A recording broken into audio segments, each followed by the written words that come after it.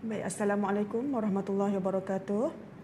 Baik, pada hari ini kita ada bersama dengan Cikgu Muhammad Syahrin bin Hamad selaku guru duta Apple Teacher ya Cikgu ya? Ya, betul. Baik, pada petang ini kita nak membincangkan tentang dasar pendidikan digital, khususnya 6 teras utama yang menjadi kerangka dalam mengintegrasikan teknologi digital di sekolah. Jadi tajuk kita pada petang ini, transformasi pendidikan digital ke arah sekolah masa depan. Baiklah, tanpa buang masa, boleh cikgu terangkan serba sedikit tentang dasar pendidikan digital? Baik, terlebih dahulu Assalamualaikum dan salam sejahtera. Terima kasih kepada anda semua yang sudi meluangkan masa untuk kita sama-sama berkongsi tentang apa itu dasar pendidikan digital yang dijalankan oleh Kementerian Pendidikan Malaysia. Baik, pertamanya dasar pendidikan digital ini adalah satu inisiatif oleh Kementerian Pendidikan yang telah pun dirancang untuk mengintegrasikan teknologi digital ini dalam pendidikan, yang mana kita lebih fokus kepada penerimanya adalah di pihak sekolah, guru, murid dan juga ibu bapa sebagai pemegang taruh yang lain. Okey. Dalam usaha untuk mengadaptasikan bidang teknologi pendidikan ini, dia memerlukan satu dasar supaya mutu pendidikan kita dapat dipertingkatkan kepada satu level ataupun satu tahap yang lebih tinggi, dan kita boleh nampak kat situ ansur maju dalam dunia pendidikan kita. Kalau satu masa dulu mungkin kita menggunakan kaedah backward method ataupun pengajaran secara klasik, secara chalk and talk, tetapi hari ini kita ada pelbagai-bagai peralatan dan juga device yang ada sejajar dengan dasar pendidikan digital. Okey. Baik, kita teruskan pada soalan seterusnya. Bagaimanakah tahap penguasaan teknologi dalam kalangan murid boleh meningkatkan pembelajaran digital? Apakah cabaran terbesar yang dihadapi?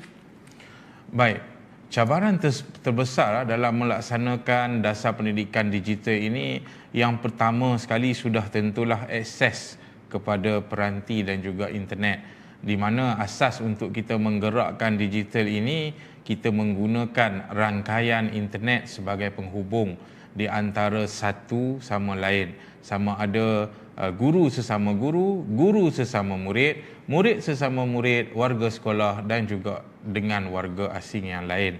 Baik, kekurangannya adalah satu kemahiran, cabaran yang besar lagi adalah satu kekurangan kemahiran asas teknologi, di mana golongan guru ini terlebih dahulu perlu mempertingkatkan pengetahuan dalam meneroka dunia digital pada masa kini. Kerana kalau guru-guru ini sendiri tidak menguasai beberapa aplikasi ataupun software yang sesuai dengan pendidikan digital, maka sudah tentulah satu halangan yang besar bagi mereka untuk menyampaikan kepada murid pada hari ini.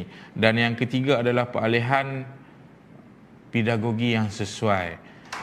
Sebab satu masa dulu pedagogi yang kita laksanakan di bilik darjah, mungkin bahan bantu mengajarnya dalam bentuk yang lain. Tetapi hari ini kita boleh memanfaatkan dunia digital pada hari ini untuk lebih memudahkan, di mana kita tak perlu bawa bahan-bahan seperti beg yang besar, bahan bantu mengajar yang kita nampak dan sebagainya.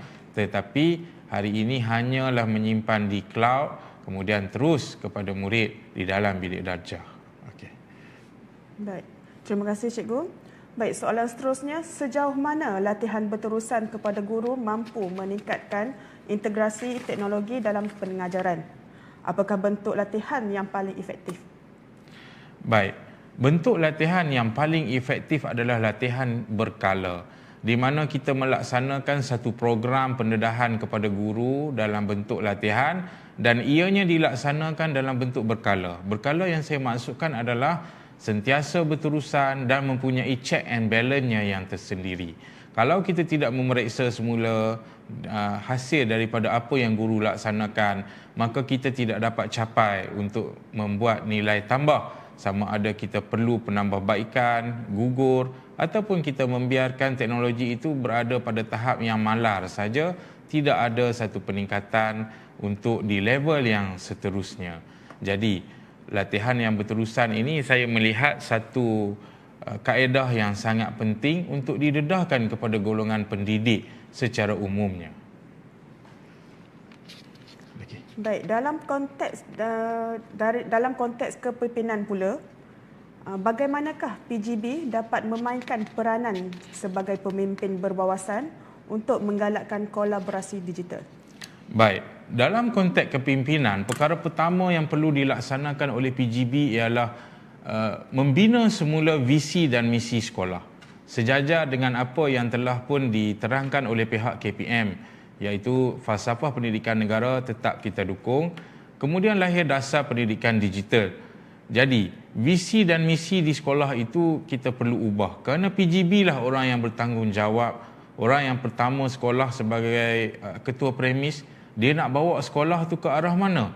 Sekiranya dia mengubah visi itu, ada masukkan elemen digital di situ, maka anak buahnya di sekolah, muridnya sebagai pelanggan organisasi akan dapat satu maklumat yang jelas bahawa PGB berkenaan ingin memacu sekolah itu ke arah satu dunia teknologi masa depan yang penuh canggih dan memberi manfaat kepada murid. Seterusnya, yang kedua adalah PGB juga perlu memperuntukkan sejumlah peruntukan, iaitu dinamakan pengurusan sumber. Kita sedia maklum bahawa sumber ini sebenarnya sangat terhad dari sudut dia punya kuantiti dengan jumlah yang diperuntukkan sudah tentu berada pada aras yang sangat minima. Jadi di situ peranan PGB adalah sangat penting supaya dapat diberikan sedikit peruntukan kepada teknologi dan digital untuk dibangunkan di sekolah. Sebagai contoh, kita melaksanakan pendidikan digital, sediakan smart TV di bilik darjah contohnya. Itu adalah sebagai satu langkah untuk menyediakan infrastruktur di sekolah. Yang ketiga adalah memodelkan penggunaan teknologi. Bagaimana untuk memodelkan penggunaan ini? Suatu metod yang kita laksanakan, kita jadikan dia satu amalan terbaik untuk dikongsi bersama rakan-rakan guru dan juga rakan-rakan guru di sekolah lain. Apabila model ini kita telah pun menciptanya, maka kita dapat satu rujukan, kita dapat satu bahan asas untuk kita kembangkan ke peringkat yang lebih baik. Seterusnya, menggalakkan latihan dan pembangunan profesional. Ini juga peranan PGB di mana dia perlu menggalakkan para guru di sekolahnya supaya sering menceburi di bidang-bidang teknologi ini untuk meneroka bidang yang sangat luas. Sebagai contoh, guru di sekolah, saya amat menggalakkan menggunakan kaedah AI ataupun aplikasi AI yang mana perkara ini akan dapat membantu dan meringankan tugas guru pada hari ini. Dan yang terakhir adalah mewujudkan budaya kolaboratif digital. Bagaimana budaya ini dapat diwujudkan? Bermaksud satu kolaboratif ini di antara guru dengan guru, barisan pentadbir dengan guru, guru dengan murid, murid dengan murid dan juga ibu bapa dengan warga sekolah. Jadi kolaboratif ini sebagai contoh, kita boleh juga menggunakan medium perhubungan kita melalui Google Meet, Zoom dan sebagainya sebagai satu landasan untuk kita laksanakan digital ini. Jadi peranan PGB di situ adalah sangat penting untuk mereka memberi penekanan, memberi galakan kepada golongan guru ini, kerana jika ketua tidak menunjukkan satu sikap yang minat ke arah teknologi, maka sudah tentulah akan sangkut di bahagian yang seterusnya. Okay. Baik. Terima kasih di atas penjelasan sebentar tadi. Baik, kita akan teruskan kepada teras keempat, iaitu pengupayaan infrastruktur dan infostruktur. Baik, soalannya, sejauh mana kepentingan infrastruktur yang baik seperti akses internet yang stabil dalam menjayakan pendidikan digital ini? Bagaimana isu keselamatan digital ditangani di sekolah? Baik. Isu ini adalah satu kepentingan infrastruktur yang melibatkan semua pihak di sekolah. Kerana kita balik kepada asal bahawa penyediaan pendidikan ini adalah suatu tanggungjawab bagi pihak kerajaan untuk melahirkan rakyat yang bermental kelas pertama, dan juga berdaya saing di peringkat antarabangsa. Jadi infrastruktur itu sesuatu keperluan yang sangat tinggi untuk dilaksanakan. Baik, kepentingan infrastruktur ini dapat diterjemahkan sebagai satu bahan pengajaran dalam pembelajaran interaktif. Pembelajaran interaktif ini adalah contohnya menggunakan kaedah kuizis untuk buat satu penilaian pada murid. Sebab pada hari ini penilaian di sekolah di Malaysia ini terdapat PBD di sekolah rendah dan juga di sekolah menengah masih ada peperiksaan awam yang mereka kena lalui. Tetapi dalam konteks sekolah rendah ini kita mengharapkan penilaian daripada aspek PBD dan juga PAJSK dan satu lagi kita ada psikometrik. Jadi bagaimanakah medium ini kita terjemahkan dalam bentuk digital sebagai satu bahan pembelajaran yang interaktif. Jadi sebagai contoh, dalam pembelajaran bahasa Melayu sebagai contohnya, kita boleh melaksanakan satu ujian dalam bentuk kuizis di situ dengan masa yang kita ambil tidak terlalu lama untuk kita memeriksa markah murid-murid ini dan mereka juga dapat menjawab dengan penuh rasa gembira interaktif sebab tujuan peperiksaan UPSR itu di soft landing kan adalah sebagai satu pendekatan baru pada murid di bangku sekolah rendah supaya tidak lagi menjadi pemikiran yang fobia terhadap peperiksaan. Jadi mereka lebih rasa gembira, bersemangat dan sebagainya selain seronok sebab kita perlu mengkaji dengan siapa kita berhadapan pada hari ini. Contoh yang jelas adalah dunia hari ini di Malaysia ataupun di mana-mana kita berhadapan dengan Gen Alpha. Yang mana Gen Alpha ini kita sedia maklum bahawa mereka ini golongan yang suka kepada visualisasi. Dia tidak suka lagi kepada perkara-perkara yang jumut ataupun backward method iaitu cara chalk and talk menulis sahaja, tidak ada perkara-perkara interaktif lain. Jadi elemen yang murid Gen Alpha ini ada yang mereka suka mestilah sesuatu yang berbentuk audio, visual dan juga interaktif. Interaktif itu adalah satu benda yang mereka boleh akses dengan perkara-perkara yang menyeronokkan. Selain teradun yang kita ada adalah kita merujuk kepada DSKP yang ada.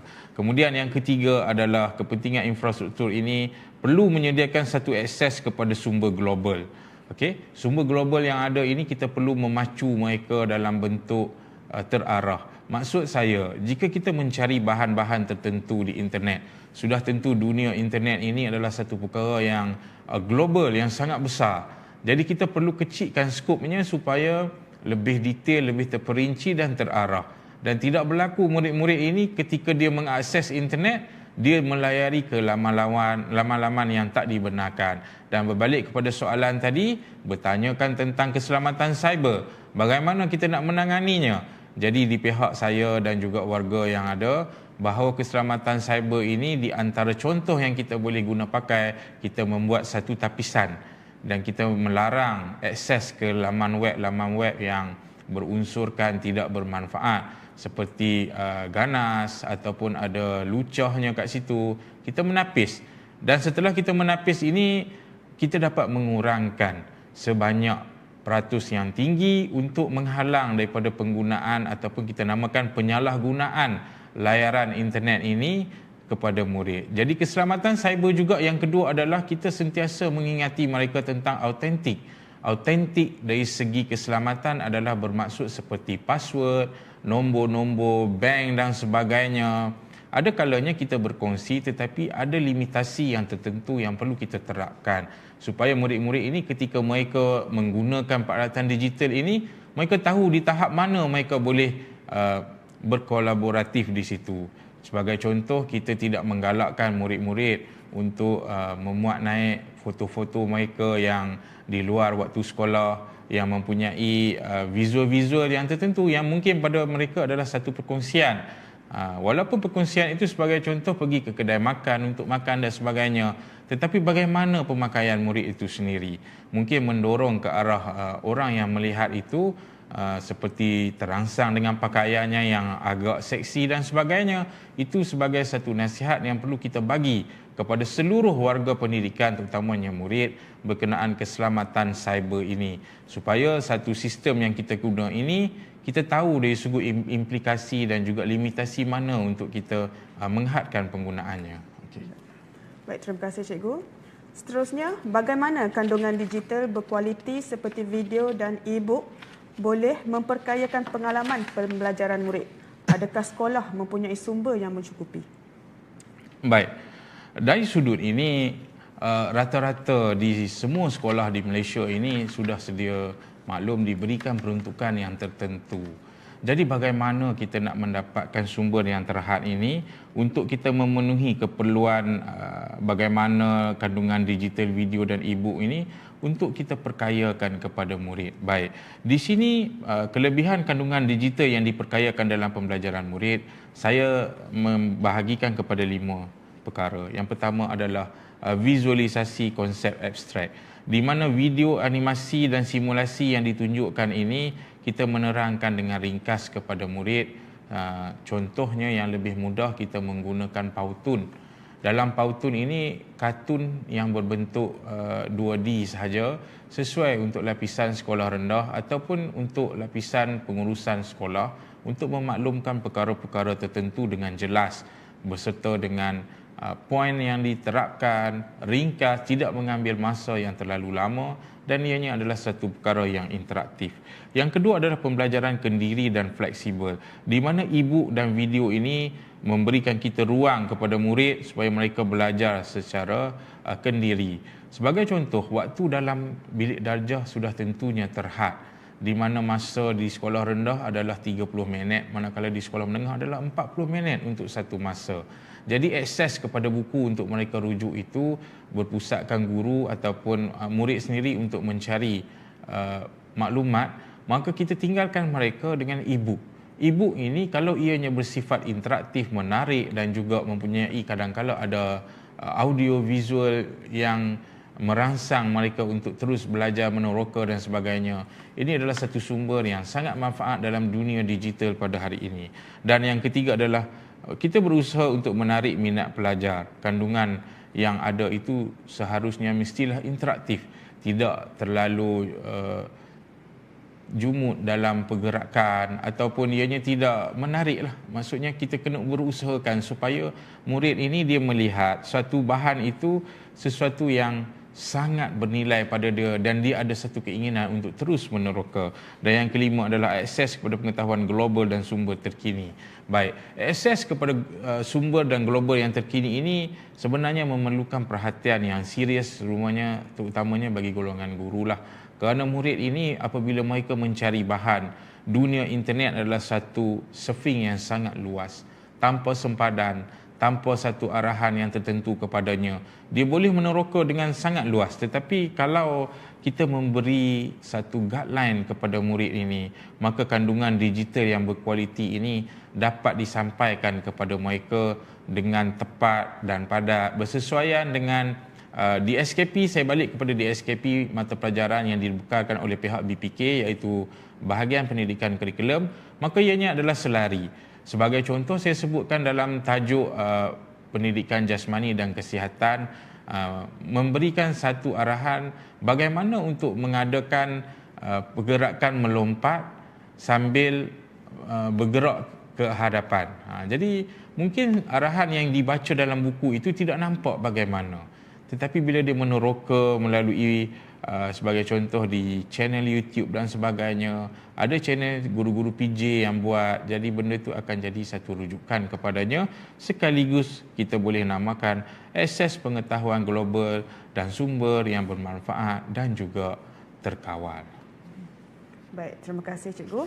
Baik, seterusnya kita ke soalan yang terakhir saya rasa untuk petang ini.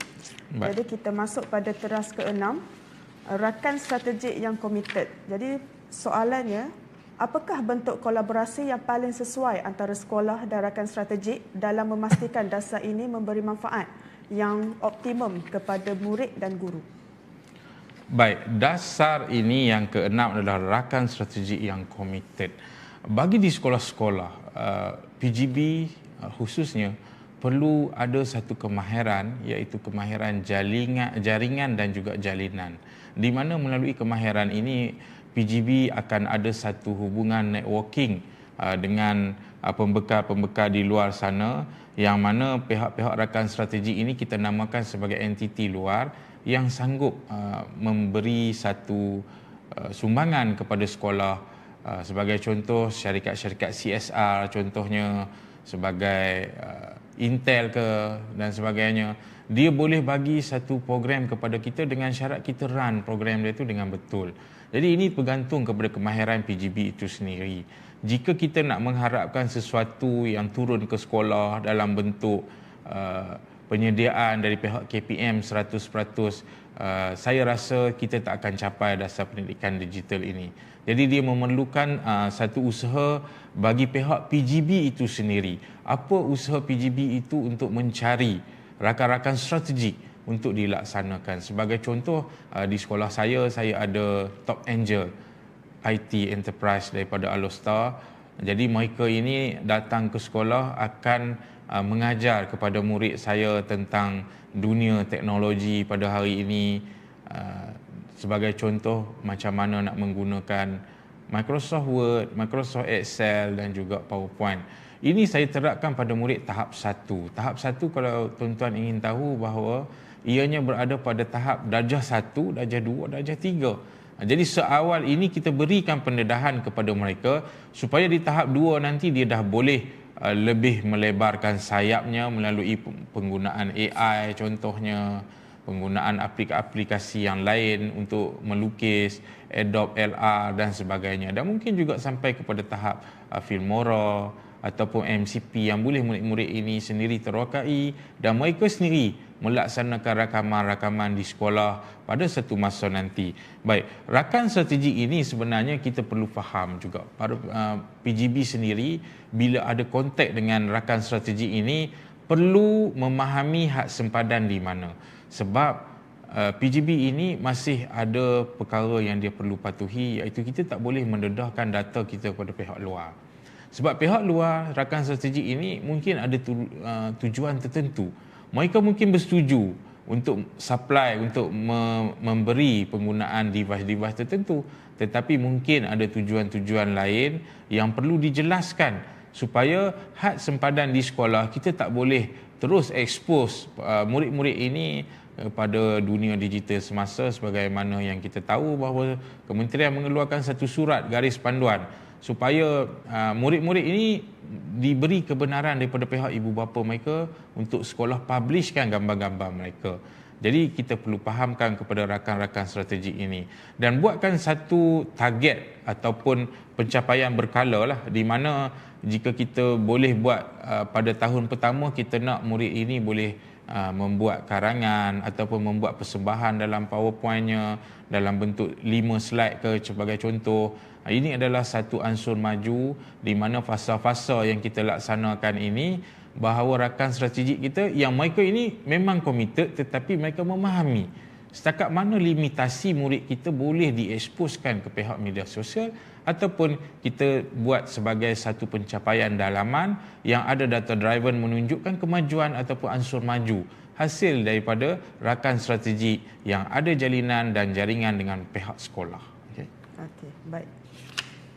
Baiklah, kesimpulannya, 6 teras dasar pendidikan digital ini membentuk kerangka penting dalam menyediakan murid dan guru menghadapi cabaran era digital.